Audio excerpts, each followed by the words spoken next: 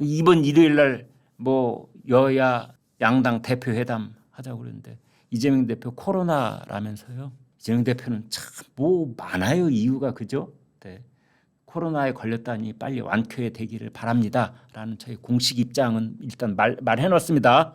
그러나 이재명 대표 보면은 작년에 뭐 단식해가지고 단식하는 기간이 있었죠. 녹색병원에 가서 회복하는 기간이 있었죠. 그 사이에 모든 게 올수도 됐었잖아요. 그리고 해바뀌어서 금년 초에는 또 뭐 저 부산 어디 가덕도 근처에 갔다가 흉기 피습 당해가지고 그래가지고 또 재판 올수도 됐잖아요. 그리고 툭하면은 뭐 국회 본회의에 참석해야 됩니다. 뭐 당무가 바쁩니다. 그래가지고 오후에 뭐 조퇴를 해버리고. 아니 학생들도 조퇴를 하려면 교무실에 가서 선생님한테 도장받고 학생 주임한테 도장받고 절차가 보통 복잡한 거 아닌데 아니 이재명 대표는 자기 완전히 엿장수 마음대로 해요. 전국에 계신 엿장수 분들께는 대단히 죄송합니다만 뭐 단식한다고 해서 미루고 뭐 테러 당했다고 해서 미루고 또 뭐 당무에 바쁘다고 뭐 미루고 뭐 또 뭐 본회의 참석 본회의장이 나타나지도 않았더군요. 이번에는 또 코로나예요.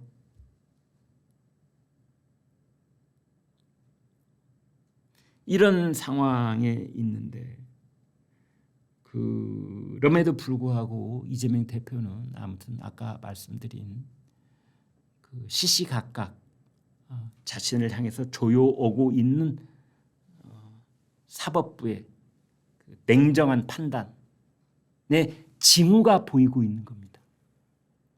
그 관련자가 이재명만 관련돼 있는 것이 아니라 이재명이 주범이라고 했을 때 종범쯤에 해당되는 사람들이 그 옆에는 많이 있잖아요. 그 사람들이 지금 굵직한 형량을 받고 있지 않습니까? 대북 송금 사건 이화영 징역 9년,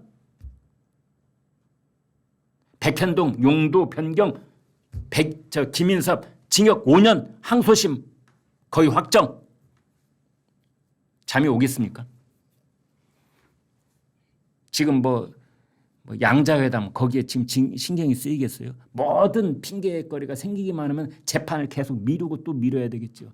그래서 최종적인 목적은 일단 1심 판결을 늦추면 1심 판결을 늦춘 만큼 항소심이 늦춰지고 항소심을 늦추면 그만큼 대법원 판결도 늦춰지고 그래서 최종 목적은 2027년 3월 10일 대통령 선거 이후로 늦춰놓자. 그래서 마지막 자기의 모든 인생과 목숨을 걸고 이 대통령 선거에서 이기는 순간 그 모든 재판은 거기서 올 수도 될 것이다. 이제 이런 희망을 갖고 있는 게 아닌가 이렇게들 보지요. 만약 그게 삐끗하면은 이제 플랜 B로는 대통령에 관한 뭐 탄핵 소추안을 발의를 하고 뭐 분위기 잡고 뭐 이런 얘기도 나오겠습니다만 그게 뭐 현실화될 가능성은 매우 힘들죠.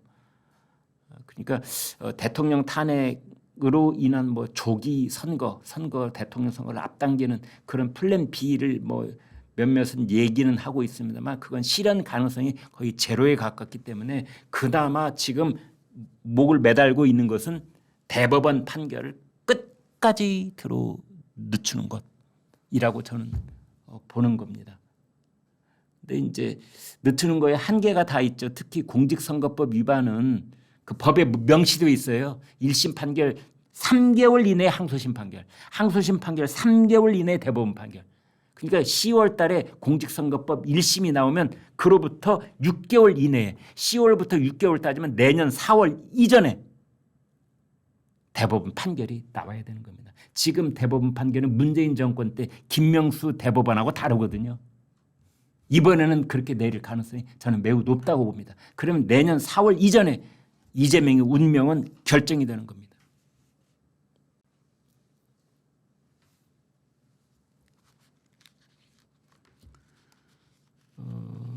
그런 상황 속에서 지금 이제 전국을 또 한번 흔들어 놓을 수 있는 다른 카드 하나를 이재명 대표는 이제 계속 흔들고 있는데 그게 최상병 특검법하고 김건희 특검법 두 가지입니다. 그래서 어떻게든 이 전국을 아수라장으로 만들어 놔야 되죠. 그러니까 자기가 안정적이고 캥기는 것이 없고 리스크가 없는 사람들은 지금의 이 상을 안정적으로 유지하는 것이 목표라면 사법 리스크로 온통 지금 휘말려 있는 사람의 목표는 지금의 판때기를 뒤집어 놓아야 되는 겁니다. 막 흔들고 막 쪼개놓고 갈라놓고 그 다음에 다시 이합집산시키고 이러려면은 특검으로 여당 야당 함께 흔들어야 되죠. 거기에 이제 김건희 여사 특검법 이제 이게 있는 겁니다.